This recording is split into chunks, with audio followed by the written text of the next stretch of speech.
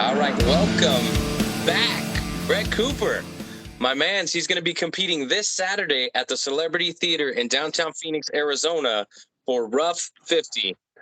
You made your pro debut with RUF, came out with a clean knockout, some exponentials on the side of the cage. That's, my introduction to you, right? Now we're Yeah. making our third appearance in the cage as a professional. You were telling me before that you've been at the lab for over a year now back there, and I want to talk about the training camp. I know that fights have been falling through, but it looks like this one's happening, buddy. Yeah. It's kind of one of those things that I've had so many fights fall through that you just kind of get used to it, and you don't really fully believe that you're fighting until you get there the day of the fight, and you're like, all right, is the other guy here? He's here. All right, yeah, I'm fighting now. Just because, I mean, I've had teammates where fights get pulled the day of or after weigh-in, so it's a crazy game out there, but it's looking like this one's gonna happen. So I'm excited. You're excited. I'm excited, man. Yeah, that's I'm good. That's super good. excited, man. This is awesome. Yeah, Now, talk to me yeah. about the opponent, Cam Williamson. What does he do well that we got to keep an eye on? The video I've seen of him is, I would say he just like, he fights hard. You know what I mean? Like he seems to be pretty well rounded everywhere, and he gives it his all, which is, some people don't do that when they get in there. So, like I said, and anybody, nowadays in the game of MMA is going to be good at anything. So, are good at everything, I guess. They're going to be pretty well rounded. At least, in my opinion, everybody should be. So I'm ready for whatever he's bringing, and um, but it's more about what I'm bringing. You know what I mean? I'm not too focused on what he's going to do. I'm focused on what I'm going to do. Well, and we all know what you are capable of. We all know, Yeah, and into the fight as well. And yeah, you're also pretty damn well-rounded yourself. yeah, So I think that the fans and the commentary team are in for a real big treat come Saturday night. yeah. I agree. I can't wait. Like I said, this dude, he's a tough guy, and I know he comes from a respectable gym. So I'm taking him 100% serious, and I really envision myself finishing this fight before the 15 minutes is up. Well, and that's one thing that we always look for when Cooper's on the card. Now, I want to talk about something a little bit different, but still in relating to fighting. This is your first time fighting as a father, correct? Yes, yes, it is. Yep. Okay, welcome to dadhood, right? Yeah. I've Thank you. been there for Thank you. many years. It doesn't Yeah. get easier, I promise you. Yeah. Right. Yeah, I can only imagine it gets harder. So, but my son, he's pretty chill right now. He just gets a little cranky when he's hungry, but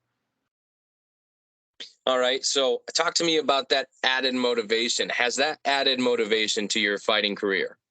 absolutely it has. It's not just I guess even for me it's just made me take things a little more seriously, just because like you don't play fighting, you know what I mean? Like this at the end of the day, I mean it is a competition, but this shit's a fight, you know what I mean? So, it's just made me take things a lot more serious and zone in, and I'm ready to get the victory and come back home to my son afterwards and just enjoy the victory with him too. Okay, and what would this win mean to you and your family? It would mean a lot, It's like I wouldn't even say so much right now, but it would mean a lot to advancing my career to get myself to the UFC, which is where I want to be and where I know I should be. So like I said, if I could get when I get to 2-1, it's just another step into getting to 5-1, 6-1, 7-1, whatever, and then getting signed to the UFC. That's really what I see happening for myself in the next couple years. Well, and I think that's entirely possible. You just got to get people to sign the damn contract. Yeah, yeah. Well, like I said, things happen and people get injured. It's a crazy sport that we're involved in, and I was just talking to a teammate the other day about it actually because somebody got hurt in training, and I was like, it's a miracle more shit like that doesn't happen, especially 2 times a week we're sparring, throwing bones at each other, and people rarely get hurt, which, is a testament to how Coach Crouch at the lab has adapted the training over the years, and everybody's just getting smarter, you know what I mean? But yeah, I'm excited, man. I cannot wait. All right, and talk to me about the camp, right? Who's been Yeah, your main? Sorry, I got him. A little bug yeah. in my room. That's all Talk to good. me about the training partners? Who's been helping you get ready for this one? I mean, there's just so many guys at the lab, you know what I mean? It's hard to name even just a couple because it's just been so many. But I leading up before I started doing like my rounds for camp, I was helping Benson with sparring rounds, and my buddy Mike Hamill, who fights in Bellator. I was doing rounds with him, um, and then a bunch of up and coming amateurs and beginning pros just like me at the lab that were helping me. And of course, Coach Crouch is always a big help, you know. And uh, my buddy Joe Cooperman is one of my strength and conditioning coaches. He's been a big help to me, and just everybody at the lab as well. You know, it's a family over there, which is one of the things that I really like about it. It doesn't matter if you're John Jones or Joe Blow off the street. You know, like you're treated the same. So that's one thing I really enjoy. Well, and like you said, it kind of doesn't matter where you go in that gym. I mean, you got Yeah, top level talent everywhere. yeah, it's crazy. There's so many killers in that gym right now. It's nuts.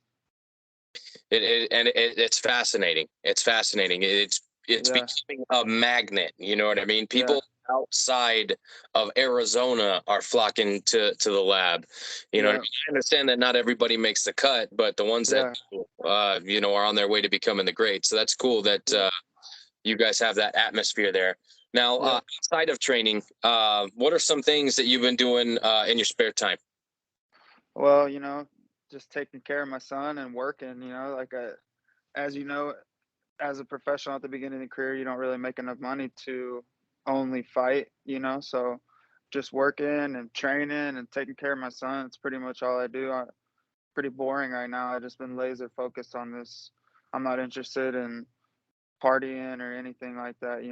I'm not where I want to be at career wise or financially. So I'm not really trying to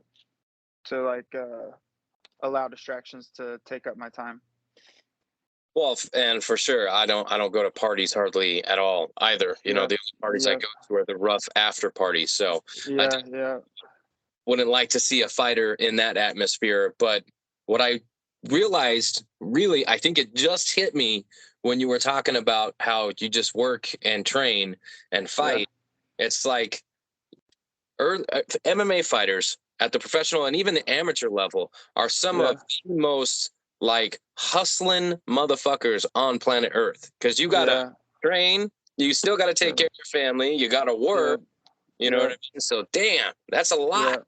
Yeah. Yeah. It's like a typical day for me would be like I'll train in the morning, and then our team at the lab we practice at 3 o'clock in the afternoon, and then right after that I usually work from about 5 to 9 o'clock and wake up and do it all again.